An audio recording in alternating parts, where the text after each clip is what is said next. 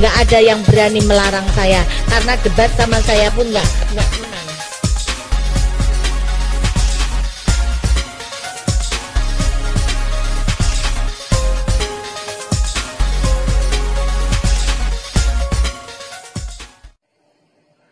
Shalom saudara yang dikasihi Tuhan. Kali ini saya akan membahas video seorang mu'alaf yang berceramah di depan ribuan orang.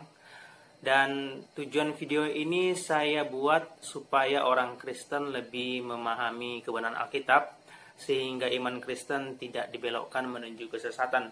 Dan juga untuk menyatakan kesalahan dan kesesatan orang-orang yang menyerang iman Kristen. Kita akan lihat video yang pertama. Lah tapi kenapa mah orang Islam itu kalau masuk masjid kok dadak copot sendal sepatu barang ngopo? Loh, saya bilang ke anak saya, orang Islam masuk masjid copot sendal dan sepatu, yang nyuruh itu Yesus. Yesus katakan di dalam Injil kepada muridnya, jika engkau hendak memasuki perkemahan suciku, lepaskanlah dulu tali kasutmu dari kakimu. Loh, kok nyopot sendal sepatu? Sing ngongkon sapa? Yesus. Mengatakan bahwa melepas sepatu atau sendal sebelum masuk ke dalam masjid itu adalah perintah Yesus yang disampaikan kepada murid-muridnya. Nah, dari seluruh catatan Alkitab, dari Kejadian dan sampai kitab Wahyu, tidak pernah Yesus memerintahkan murid-muridnya untuk melepaskan tali kasut ketika hendak masuk ke dalam perkemahan. Lagi pula, pada zaman Tuhan Yesus, orang Yahudi beribadah bukan lagi di kemah suci. Karena kemah suci adalah tempat ibadah bangsa Israel di padang gurun ketika mereka sudah keluar dari tanah Mesir. Nah, pada zaman Tuhan Yesus, bangsa atau orang Yahudi, mereka beribadah di bait suci yang didirikan oleh Herodes. Nah, di situ letak kesalahan yang pertama. Baik di dalam kitab Kejadian sampai kitab Wahyu, tidak pernah ada ucapan Tuhan Yesus atau perintah Tuhan Yesus kepada murid-muridnya yang mengucapkan bahwa mereka membuka tali kasut ketika masuk ke dalam tempat ibadah. Membuka tali kasut hanya diucapkan oleh Yohanes Pembaptis ketika dia berbicara tentang Yesus Kristus. Saya akan membacakan ayatnya buat saudara. Markus 1 ayat 6-7. Yohanes memakai jubah bulu unta dan ikat pinggang kulit, dan makanannya belalang dan madu hutan. Inilah yang diberitakannya.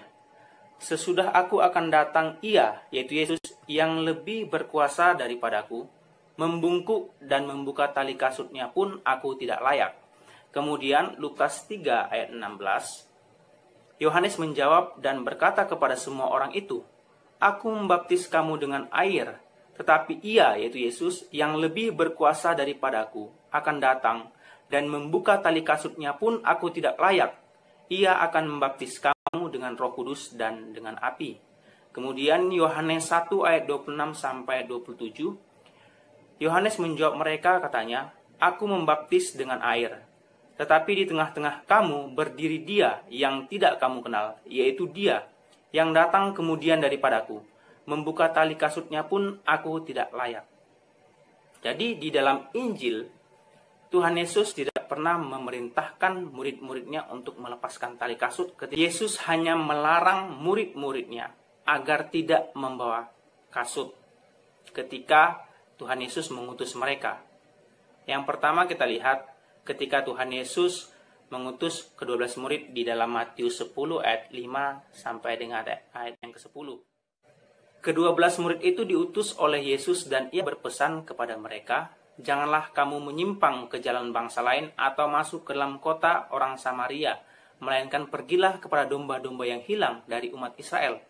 Langsung ayat yang ke-10, janganlah kamu membawa bekal dalam perjalanan, janganlah kamu membawa baju 2 helai, kasut atau tongkat, sebab seorang pekerja patut mendapat upahnya. Kemudian ketika Yesus menunjuk 70 murid dan mengutus mereka berdua-berdua. Lukas 10 ayat 3-4. Pergilah, sesungguhnya aku mengutus kamu seperti anak domba ke tengah-tengah serigala. janganlah membawa pundi-pundi atau bekal atau kasut, dan janganlah memberi salam kepada siapapun selama dalam perjalanan. Nah, jadi apa yang dikatakan oleh mualaf tadi adalah sebuah kesalahan dan kebohongan. Ya, kita akan melihat video yang kedua. Saya bilang sama Romo, gini aja, saya nggak double. Besok pagi saya akan ke gereja lagi. Plus Romo tak kasih bonus 1 buah mobil BMW anyar Grace. Tapi dengan syarat, temukan di dalam Injil bahwa Yesus Kristus agamanya Katolik. Nggak ada, Bu. Saya bilang sama Romo, sini saya bawa Injilnya.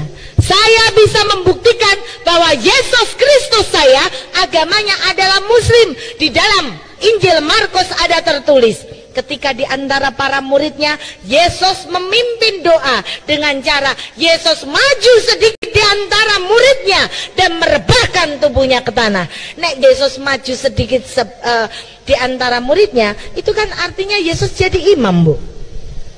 Yesus merebahkan tubuhnya ke tanah, artinya Yesus sholat. Iya betul. Saya tanya sama Romo, ini bukti bahwa Yesus adalah Islam. Dia meminta bukti apakah Yesus beragama Katolik. Nah, ini adalah pertanyaan yang salah. Karena Katolik adalah agama yang berasal dari pengajaran Yesus sendiri. Dan pada zaman Yesus, Katolik maupun Kristen belum menjadi sebuah agama yang kita kenal sekarang ini. Nah, biasanya ini adalah pertanyaan yang sering diajukan oleh kaum Muslim kepada orang-orang Kristen. Tapi sayangnya pertanyaan ini membuktikan bahwa mereka tidak paham sejarah kekristenan dan sejarah agama. Ya. Kemudian dia mengatakan bahwa Yesus sholat. Yesus maju berarti Yesus menjadi imam. Yesus rebah berarti Yesus sholat.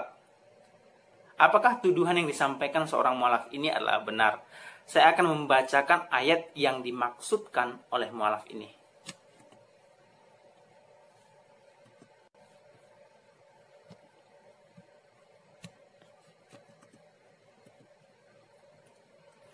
Markus 14 ayat 32 sampai 41. Lalu sampailah Yesus dan murid-muridnya ke suatu tempat yang bernama Getsemani. Kata Yesus kepada murid-muridnya, "Duduklah di sini, sementara aku berdoa." Dan ia membawa Petrus, Yakobus, dan Yohanes sertanya. Ia sangat takut dan gentar. Lalu katanya kepada mereka, "Hatiku sangat sedih seperti mau mati rasanya. Tinggallah di sini dan berjaga-jagalah." Ia maju sedikit, merebahkan diri ke tanah dan berdoa supaya sekiranya mungkin saat itu lalu daripadanya. Katanya, "Ya Aba, ya Bapa, tidak ada yang mustahil bagimu. Ambillah cawan ini daripadaku, tetapi janganlah apa yang aku kehendaki, melainkan apa yang engkau kehendaki." Setelah itu, ia datang kembali dan mendapati ketiganya sedang tidur. Dan ia berkata kepada Petrus, "Simon, sedang tidurkah engkau? Tidakkah engkau sanggup berjaga-jaga 1 jam? Berjaga-jagalah dan berdoalah, supaya kamu jangan jatuh ke dalam pencobaan. Roh memang penurut, tetapi daging lemah." Lalu ia pergi lagi dan mengucapkan doa yang itu juga. Dan ketika ia kembali pula, ia mendapati mereka sedang tidur, sebab mata mereka sudah berat dan mereka tidak tahu jawab apa yang harus mereka berikan kepadanya. Kemudian ia kembali untuk ketiga kalinya dan berkata kepada mereka, "Tidurlah sekarang dan beristirahatlah, cukuplah. Saatnya sudah tiba. Lihat, Anak Manusia diserahkan ke tangan orang-orang berdosa." Ya. Yang pertama, bukankah dalam Islam, imam adalah seorang yang memimpin sholat, dan yang berada di belakangnya harus mengikuti gerakan imam. Tetapi di sini Yesus menyuruh Petrus, Yakobus, dan Yohanes untuk berjaga. Dan Yesus berdoa seorang diri. Bukan menjadi imam seperti sholat. Dan ketika Yesus kembali, dia melihat murid-muridnya sedang tidur. Nah, ini menunjukkan bahwa tidak seperti sholat yang dilakukan oleh orang Islam pada umumnya. Yang kedua, apakah karena Yesus merebahkan diri atau sujud, itu membuktikan kalau dia sedang sholat? Karena begini, ada banyak agama-agama di dunia ini yang sujud ketika mereka berdoa.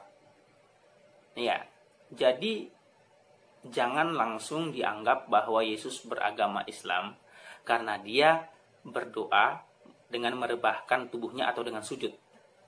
Ya, yang ketiga, ketika Yesus berdoa, dia menyebut Allah sebagai Bapa. Dia mengatakan, "Ya Aba, ya Bapa." Apakah benar Yesus sedang sholat? Ya, kalau benar Yesus sedang sholat, adakah dalam teologi Islam di dalam doa menyebut Allah sebagai Bapa? Dan ini tidak akan Muslim temukan di dalam teologi mereka. Mereka tidak akan pernah menyebut Allah sebagai Bapa.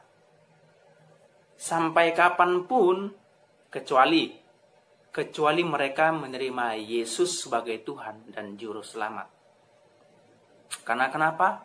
Karena di dalam Yohanes 1 ayat 12-13 mengatakan seperti ini. Tetapi semua orang yang menerimanya, yaitu Yesus, diberinya kuasa supaya menjadi anak-anak Allah, yaitu mereka yang percaya dalam namanya.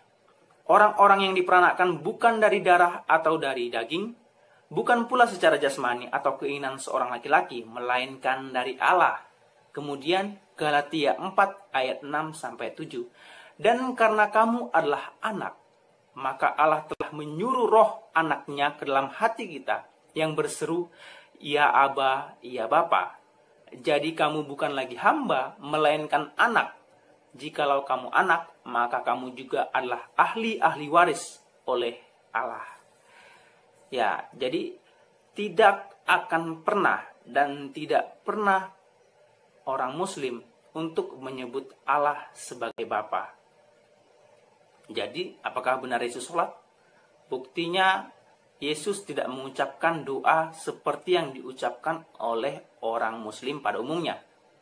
Nah, kemudian dalam sejarah, agama Islam ada di dunia ini sejak abad ke-7. Ini berarti bahwa sekitar 600 tahun sesudah kehidupan Yesus di dunia ini. Jadi, jika beranggapan bahwa Yesus beragama Islam karena peristiwa itu adalah sebuah kesalahan dan kesesatan, dan juga tidak memahami sejarah agama dalam kekristenan. Jadi, semua yang disampaikan oleh mualaf ini, yang dia katakan bahwa melepas sendal, sepatu sebelum masuk masjid adalah perintah Yesus, dan Yesus beragama Islam, ini adalah karangan, adalah khayalan, adalah kesalahan, dan kesesatan. Jadi untuk saudara seiman saya, orang-orang Kristen, kita harus lebih giat belajar Alkitab supaya kita tidak disesatkan dan tersesat. Terima kasih, Tuhan Yesus memberkati.